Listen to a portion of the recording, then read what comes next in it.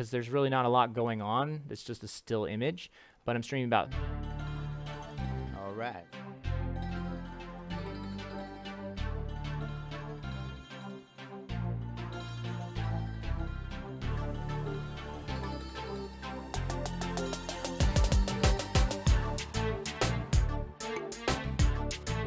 All right, welcome to Pristine Production, going live in 5.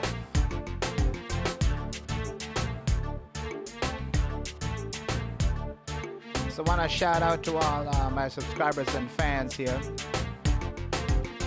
So I want to make sure, guys, be sure to take part in the Producers Village live stream mix session tips and solutions. Join by sending your stem. Let's say you're struggling with a mix, can't get that vocal to sit just right.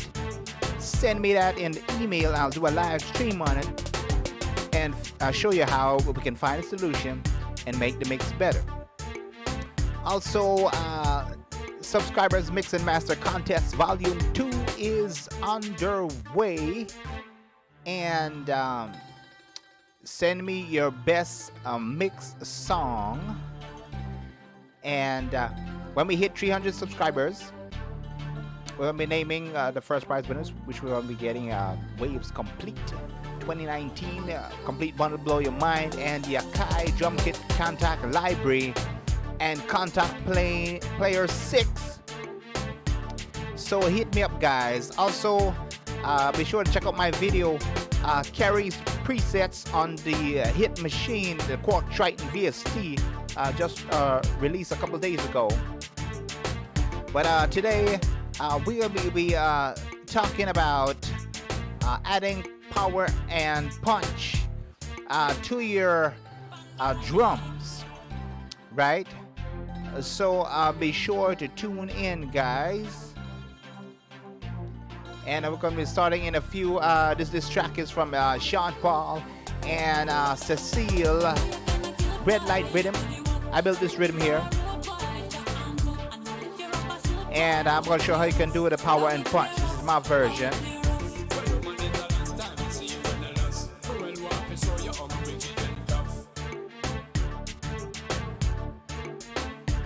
So let's get into it without further ado.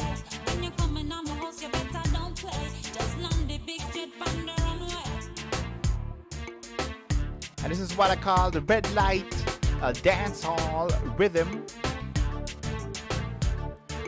Gives you that nice bunks, you know.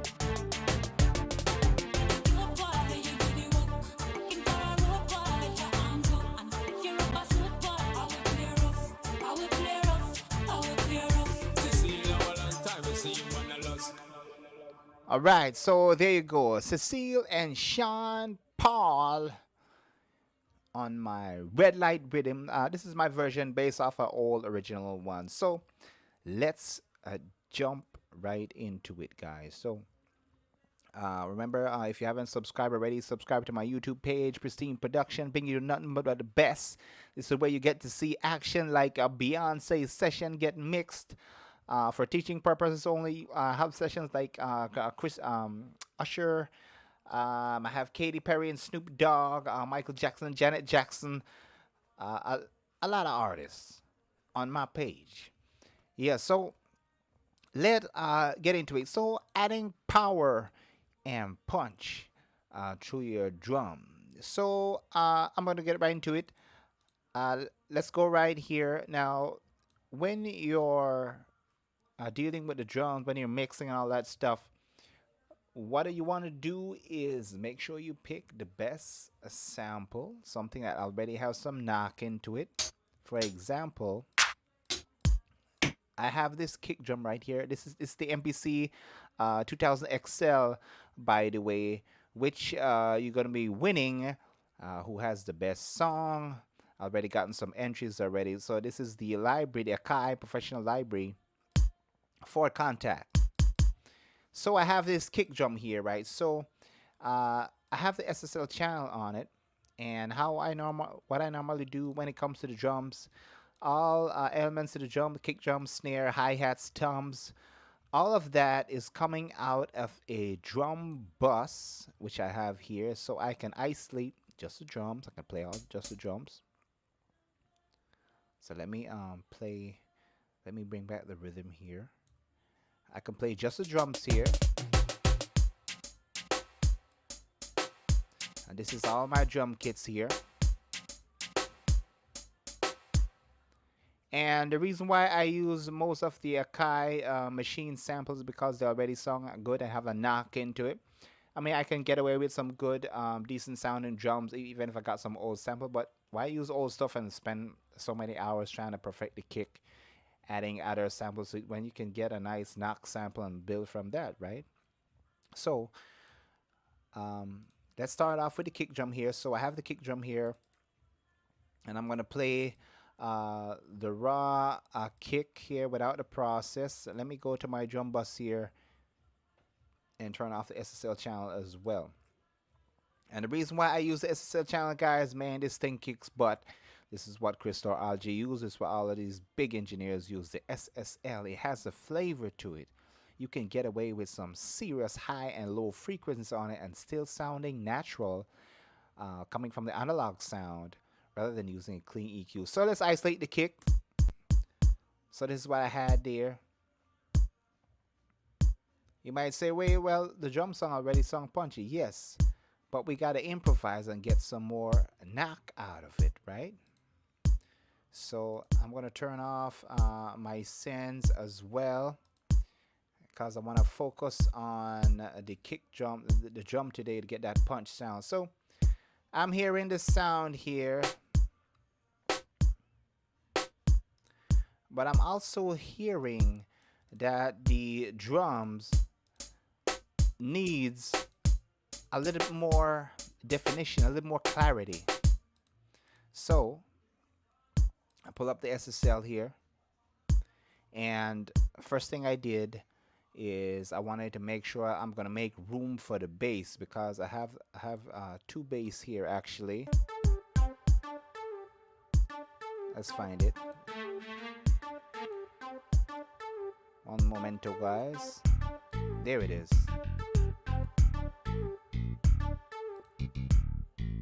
And here's the other one.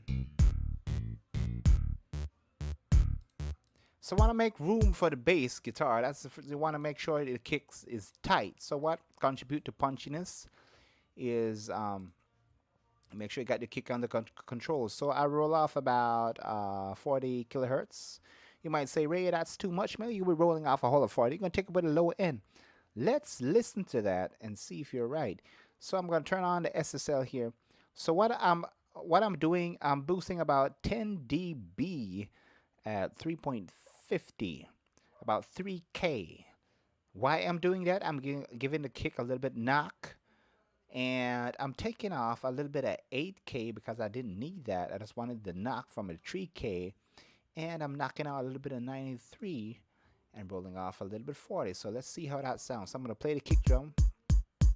That's with. I'm without, and this is with.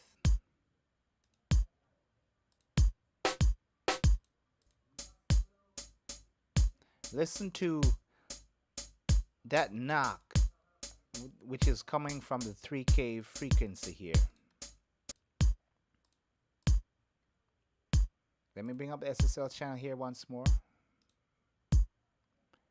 Kick songs dull on. And there we have it. So, and also I'm going to my snare drum here.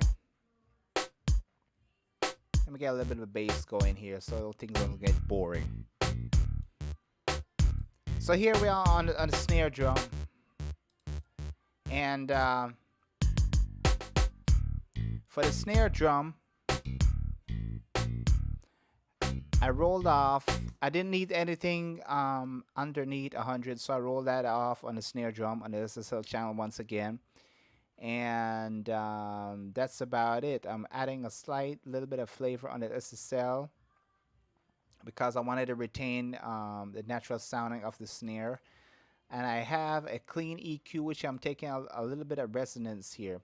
So I'm going to engage SSL here. Won't hear much of a difference because I'm just taking off low end. And then I use a clean EQ here just to take off some resonance. Let's exaggerate that so you can know what I took out. That's what I took out. That little knock there. I heard that in my ears. You might say, wait, how did you hear that? Man, I just hear it, you know. Okay, so I'm getting a little bit of flavor with the snare drum here. Also, let me check my reverb track here. Let's see. Okay, they're online. So I wanted a little bit of depth. So I went ahead and sent the snare drum to a reverb. This is what I got.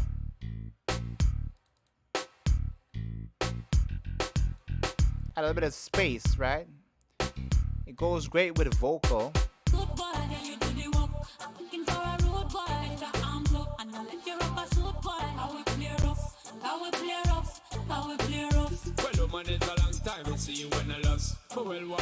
If I take off the reverb, it doesn't sound as interesting. Put on a reverb. When you're coming on the house, you better don't play. Just land the big jet on the runway. And I sent the snare drum to a double to get a little bit more chorusy width. So we established what we did with the kick. We took off a little bit of low end, not too much. And we took off a little bit of low end on the 93 kilohertz, so we don't have too much rumbling. Added some knock, about 3K. Took off a little bit of high end because I didn't need it. The power is coming from a 3K. Most cases you don't want to take out the 8K on the kick drum, so it depends. And so that automatically makes the drum sound a little bit more defined. And I'm adding some reverb to the snare here. The hi-hats, nothing is coming up. So also for the toms, I'm going to add some reverb to the toms as well.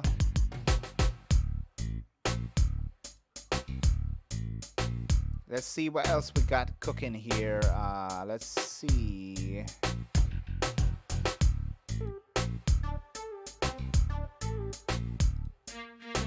Let's see here. Here's some shaker.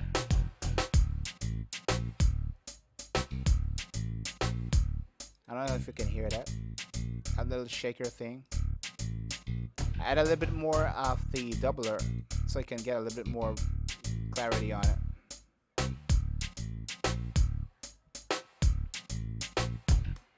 So let's bring in the rest of the instruments here. Now, I'm going to play the entire sound without one more processing here. And it's what you call the parallel compression. You guys might hear a lot about it. Let's turn off the parallel compression chain. I'm going to play just the drums with the mix. Here we go.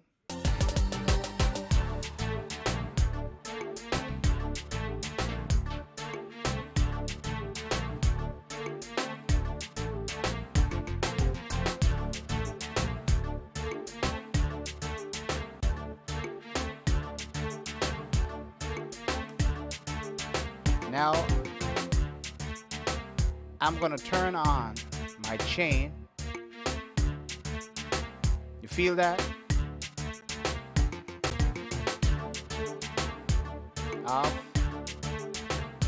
on. So let me show you what I did. I'm going to isolate just the drums here. So I have, remember, all my entire drum elements come out of the drum sub right here. And then it's coming out of a drum bus. So I took the entire copy of the kit drum and I'm sending a copy of that signal through an SSL comp. Let me isolate just the drums. Here is it without. That's without the parallel compression. Now this is with. I'm going to exaggerate it. Let's bring it back.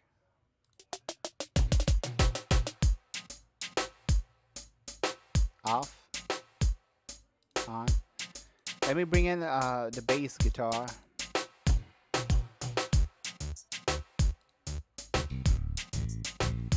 Listen to the power of the kit drum. I'm gonna turn off the parallel compression.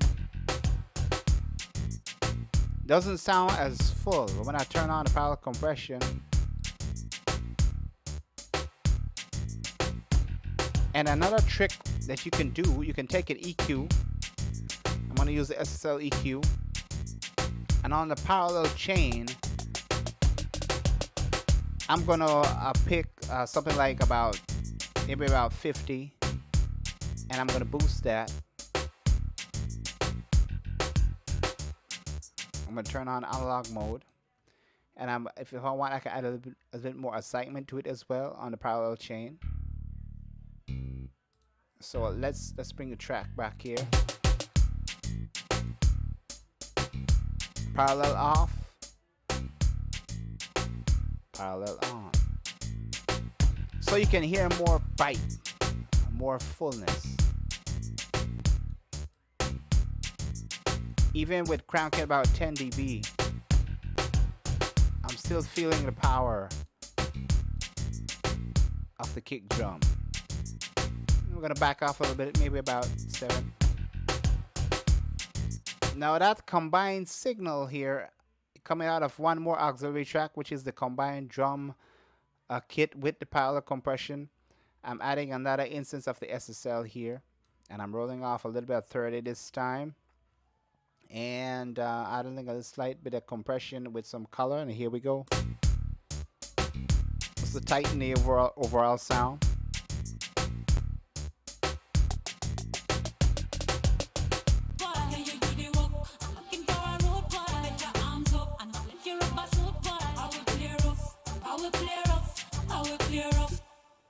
So there you have it, how to get power and punch to the mix there.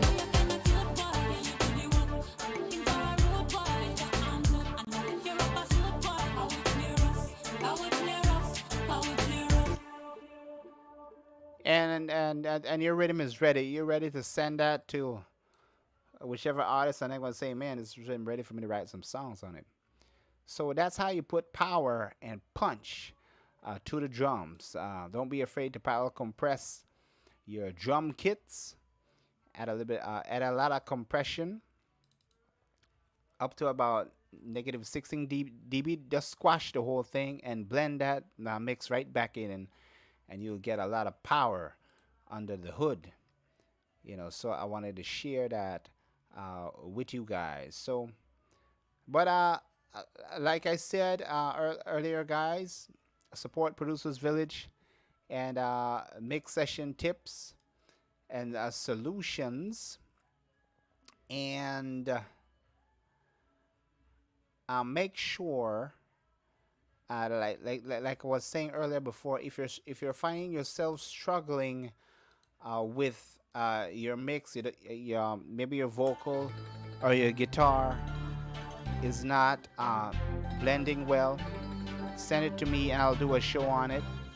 Also support Subscribers Mix and Master Contest Volume 2, which is underway. Send your best mix song to my email,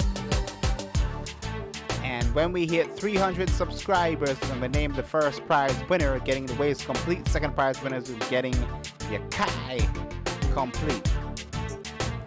So I'm going to catch you guys on the next one. Peace out. This is Pristine Production.